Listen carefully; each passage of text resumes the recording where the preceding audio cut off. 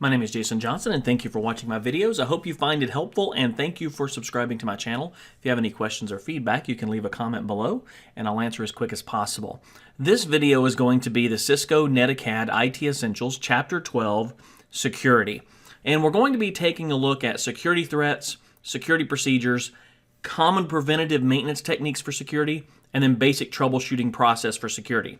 Now, I want to give just a quick caveat on this video here that this is not going to be a detailed video on security. So you're not going to learn CompTIA Security Plus fundamentals through this video here. This is covering the security fundamentals for the A+, 901, 902, and specifically for the NETACAD IT Essentials course. So it's an overview of the NETACAD IT Essentials Chapter 12 Security. So going in with that, this is a supplement to that material from the NETACAD course, IT Essentials. So you should be taking that course, and if you're taking that course, this is a supplement to that. So let's take a look at security threats in the material. So types of security threats that you can encounter in the IT world, there are numbers of different types of security threats, but they do generally fall into some different categories. When we're talking about malware, that's malicious software. That's usually installed without the user knowing it. That's something that comes from a network. The user does not know that that's going to happen. Maybe they open up an email or they click on a link on a website and something gets installed on their computer. It is capable of modifying the user's browser. Malware can be anything from hijacking the search bar on your browser and changing it to go to a different website and using a different search engine, to redirecting traffic through another website, to doing something malicious on the computer. It also often collects the user's information so that whoever's written the malware, can use that information against them in some other type of attack. Now we have viruses, trojans, and worms. Those are examples of malware. Viruses are those things that are written that you can click on and maybe they infect your computer and replicate themselves. Trojan horses are things that get put on your computer. You don't necessarily know they're there, but they collect information and send it back to maybe somewhere else. And then worms are those malicious codes of software that will replicate themselves, maybe changing themselves over time. Now, another type of attack is a phishing attack, and it's a change on the word from the word phishing, is if you were fishing for actual fish, but they put the PH on the front of it. And that type of attack is designed to trick the user into providing personal or financial information. You might get an email saying that that there's a Nigerian prince that has died, and that you're a long-distance relative, or maybe they need you to move some money for them, or there's millions of dollars that they need to move around in accounts. And so if you help them out, they will send you a percentage of that. So there's usually a lure of reward, and so people will fall for that, and people do fall for it, and they will send money, or they will provide provide checking account information, and then the bad people on the other end will then take advantage of that and steal the money or steal the identification. Okay, now spam is an unsolicited email. It's often sent out by hundreds of thousands of emails at a time, hoping that someone responds to it and maybe clicks on a link or goes to a website that's going to put some kind of malware virus on their computer. You also have another version of the spam called whaling. And what the bad people will do in that point is they will send specific emails to large or small groups of people, but usually a specific person. They'll seek out the CEO, or they'll seek out government officials. They'll specifically target a person, and they call that whaling, because then if they can get that particular person, then they get a larger entity or a more well-known person then to respond to the attack. Now, web browsing tools such as Java and Adobe and Flash can make computers more vulnerable, so you want to make sure that those are constantly updated, that the tools are updated. There's also what we call a zero-day attack. A zero-day attack is an attempt to exploit software vulnerabilities that are unknown or undisclosed by the software vendor. Okay, so let's look at the types of security threats. Continue on here. There's TCP/IP. That is vulnerable to a variety of attacks, including denial of service, or what you may have heard as a DDoS. A denial of service is where large amounts of traffic are sent to a particular IP address. Now, distributed denial of service, or a DDoS, that's where they're using the botnets. And so those are located, could be all over the world, and someone has taken over those, what they call a zombie net or a botnet, and they will send a signal to all of their bots or all of those computers that are infected with software, and tell them all to direct themselves to a particular website to try to shut it down. Now, a SYN flood attack, SYN, a SYN flood attack, randomly opens TCP ports at the source of the attack and ties up the network equipment, or a large amount of false SYN requests. So they're kind of flooding the network, but not with pinging, not with IP requests, but with SYN request. Now, a spoofing attack is when a computer uses a forged IP or a fake IP or MAC address to impersonate a computer that's trusted on the network. So you might get what they call a man-in-the-middle attack as well. A man-in-the-middle attack is intercepting the communication between two computers and then reading the information that's going on between those. Replay attacks are usually an extension of man-in-the-middle attacks. They intercept credentials and then pose as a legitimate source. And then DNS poisoning is an attempt to redirect traffic from legitimate websites to an imposter website. So they redirect and they say, you think you're on a good website, but you're really not.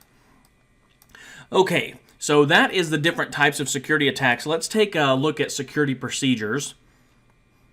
Now, Windows has a number of security procedures in place. Their security policy, that's a set of security objectives that ensure that the network is secure, that data is secure, and the computer systems in the organization are secure. You can use a Windows local security policy to implement security policy on particular computers that are not part of the Active Directory, or you can set Active Directory policies that get forced down into or applied down in through the whole Active Directory domain. Password policy can be configured to meet a variety of requirements, including history, so that you can't use the same password over and over again. So what some people will do is they're forced to change their password every 90 days, say for example, and they will just change it to the previous password. But you can set a requirement to say, don't use the previous 10 passwords. Now, however, what some people will do is they'll change their password 10 times to get back to their original password, and that's a way around that. So that's a limitation of that security procedure. You can also say maximum age, minimum length, so that you can require that it at least be 12 characters long or 15 characters long. And you can also make complexity so that you can make it you can force a user to use uppercase, lowercase, and special characters in their password. Now, the audit policy can be enabled to record all login events. And the login events would keep track of, did someone try to log into the administrator account? And if they did it multiple times, then that sets off an alarm, or someone from the administrative side, systems administrative side, will be able to go in and see that and then go and take a look and see where that was coming from. You can also export the local security policy to make it easier to update another computer with the same security policy. So you can set a local security policy, download it, and then or export it, and then put it on another computer. Now, when we're looking at securing web access, browsers include different tools that can be exploited by attackers. Most browsers have features that can be enabled to increase web security. And an example would be Internet Explorer can be enhanced by enabling ActiveX filtering, pop-up blockers, smart green filters, or in private browsing. And then the other browsers have further security features as well that you can use. Now, when we're talking about protecting data, that includes a variety of techniques, including software that filters traffic between the computer and other computers to which it's connected. Biometric smart cards is another way. Key fob security can help prevent unauthorized physical access to a computer. So you have a device on a computer where you have to have a key fob, and so only that person that holds that key will be able to access that computer. Backing up data in case of theft loss also prevents damage with Windows 7, Windows 8, Windows 10. Will keep your information, especially if you have an attack such as like the ransomware attacks that happen, and you are not going to be able to get your information unencrypted. Having a good backup system in place is vital to be able to restore your information. Now, file and folder permissions and encryption can be used to prevent unauthorized users from viewing or modifying data. So if someone does get into your system and copies your information, if it's encrypted, they'll have to break the encryption before they can get that information. An entire hard drive can be encrypted using Windows BitLocker. Other operating systems have types of encryption on those. Hard drives that need to be disposed of should be wiped with software or some type of tool, or maybe a degaussing device.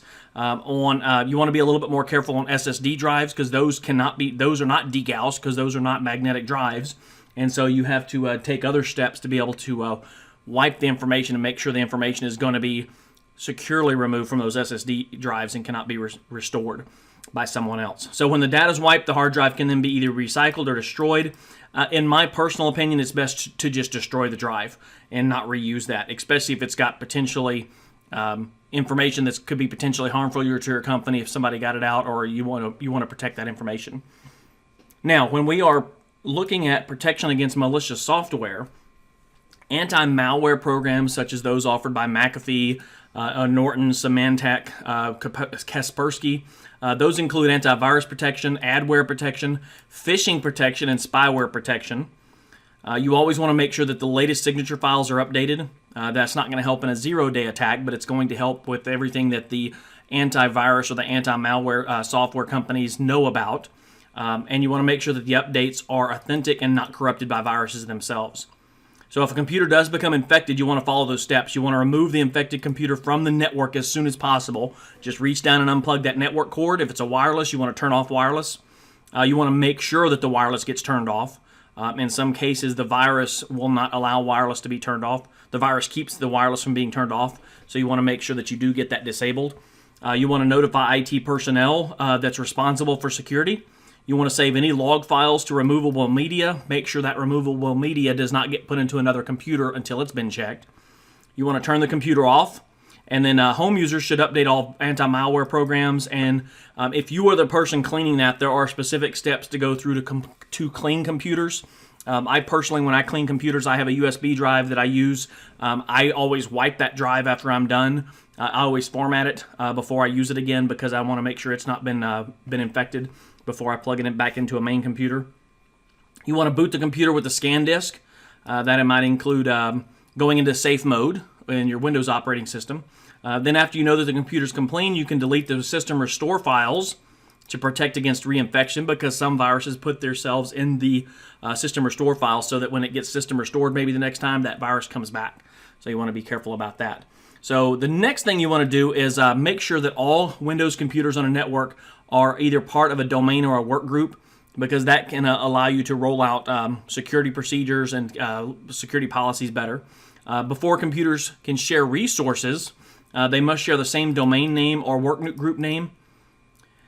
And so mapping a local drive is a useful way to access a single file, a specific folder, or an entire drive over an operating or over a network. And you want to determine which resources will be shared over the network and the types of permissions users will have to the resources. You don't want to just go about it just giving everybody access to different things. You want to map out ahead of time. It's a methodical way of going through and saying, okay, who's going to have access to what resources? You want to create groups that have access to certain resources, and then you want to put users inside those groups.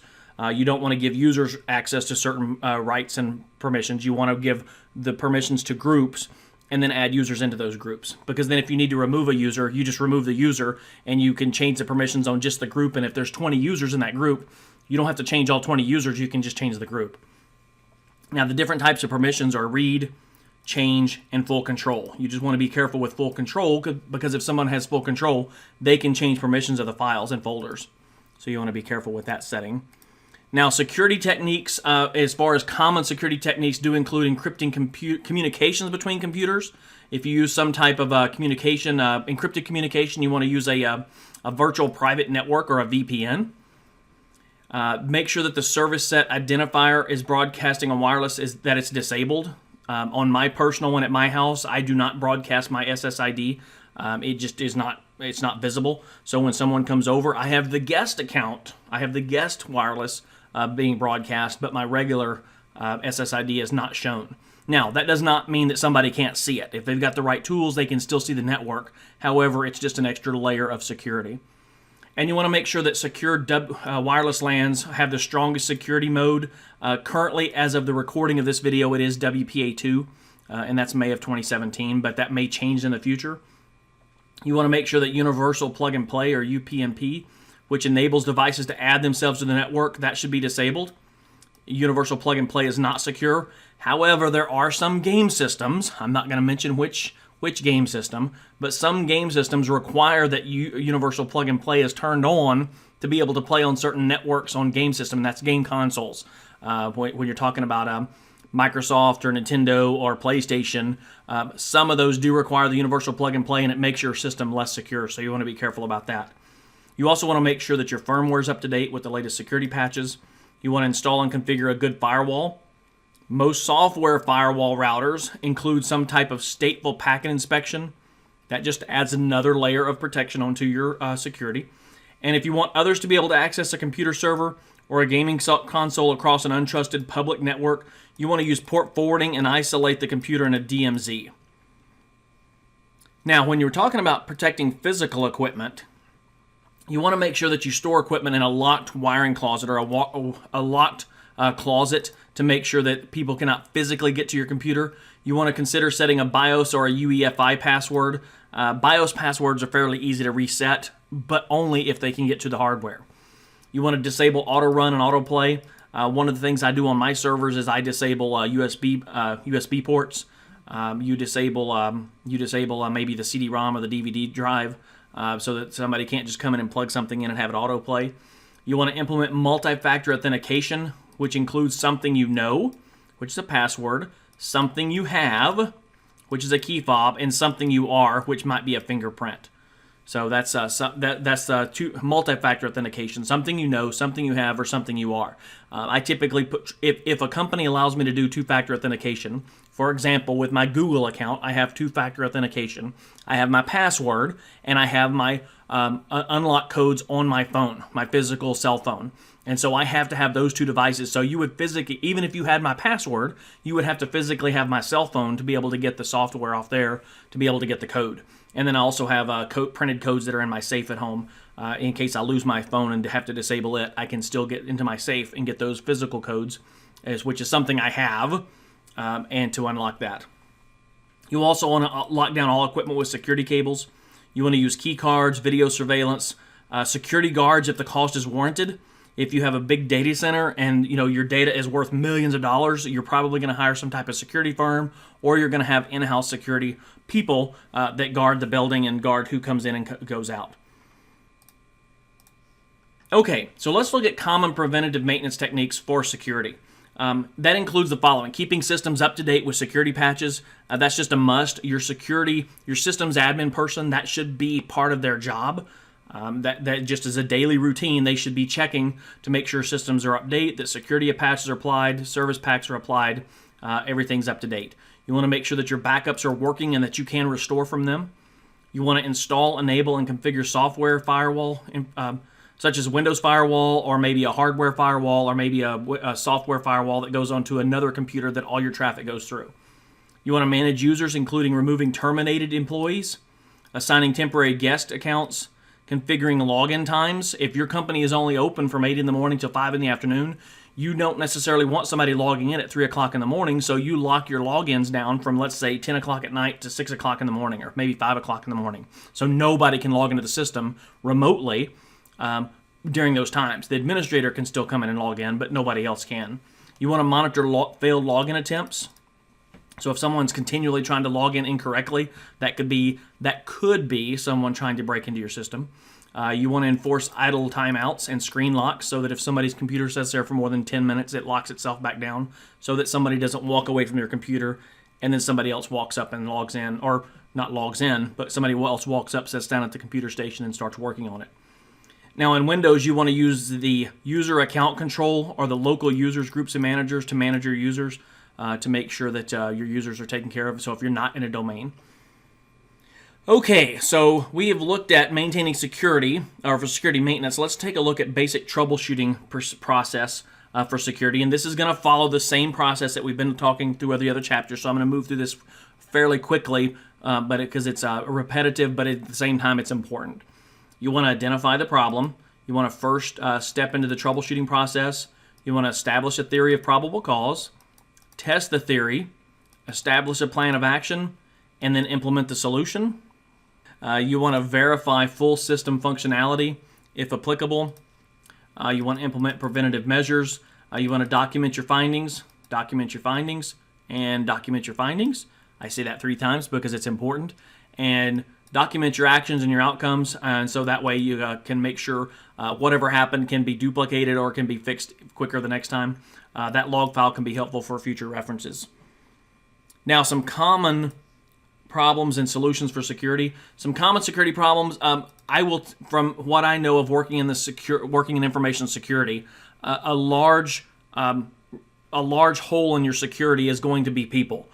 So if the better trained workforce that you have, the better you're going to be able to withstand attacks. So training is essential to your workforce. So you want to make sure that you spend a lot of time, or make sure you have a good plan for training your end users to make sure that they don't click on the wrong links, that they know to not open up wrong things, that they know not to pick up a USB drive in the parking lot and then bring it in to see what's on it, because that's been known to happen. Someone trying to break into a government system will leave a USB drive laying in the parking lot of that government office, and then somebody will pick it up and say, oh, I wonder what's on this. And they'll plug it in and they've got a virus, or they've got malware, or they've got something else installed on there. So you want to be careful about things like that. Security problems can be attributed to hardware, software, or connectivity issues, also end users. A user receives thousands of junk mail emails a day, so you might put in some type of software that does junk mail filtering. You might get yourself in, a blacklist where if certain senders get blacklisted, their email doesn't get through. You might look for rogue wireless access points that are discovered on the network. Flash drives that are infecting computers from end users. Windows updates that fail to install on a computer, and that computer doesn't get the latest patches on there. And then also system files that have been renamed. You want to look for those too. Okay, so this has been Chapter 12, and we have looked at malicious software, denial of service attacks, about protecting data on computers in a variety of different ways, including firewalls, backing up your data. We've also looked at using VPNs, to have end-to-end encryption. We've looked at putting servers and things like that, maybe other computers, into a DMZ or a demilitarized zone, storing your network equipment in a locked wiring closet, and having a good security policy that requires systematic preventative maintenance and troubleshooting methodology. Okay, so this has been Chapter 12 for the Cisco IT Essentials for the NETACAD course. I hope it was helpful for you, and if you have any questions or comments, you can leave those below, and I hope you have a great day.